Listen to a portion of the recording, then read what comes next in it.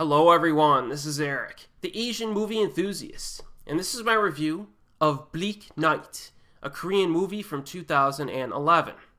Now, during my review of Time to Hunt, I mentioned that I had reviewed Bleak Night on this channel, and as it turns out, I was mistaken.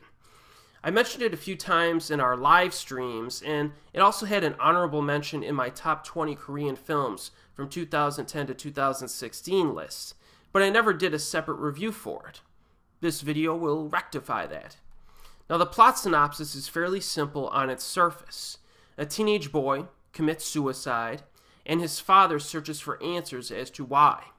Now, I mentioned in my review of Mon Mon Mon Monsters that movie did a very good job of exploring the concept of bullying. Well, Bleak Night takes an even more complicated and nuanced approach to this subject. Now, it focuses heavily on the relationships between this man and his friends at school. The relationships are complex to the point where you question whether or not they're actual friendships or not. One interesting aspect is that the young man who killed himself was an alpha male at school who other students followed and hung out with all the time. But the catch is that he frequently used psychological manipulation and intimidation, almost unconsciously, to create artificial friendships with these other students. This character, however, is humanized and even likable at times, especially when he is confronted by other characters about his dubious behavior.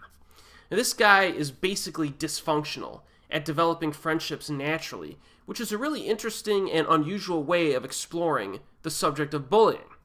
It's a gripping character study, and it really gets into the details of how these friendships worked. This element really distinguishes Bleak Night from most other films that deal with this subject matter.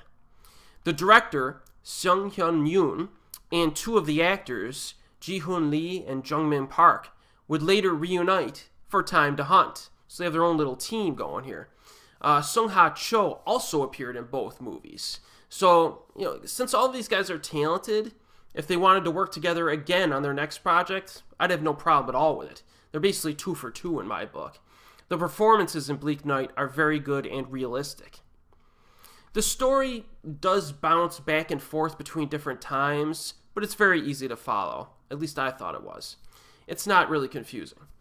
One warning, though, that I would give potential viewers is that this is a slower-paced drama. It's not like something like Once Upon a Time in High School where you get those, crowd-pleasing moments. Bleak Night doesn't really have that. You might think that the opening half might be a little slow and draggy a bit, but just stick with it because it's laying the groundwork for some really good dramatic stuff that occurs during the second half.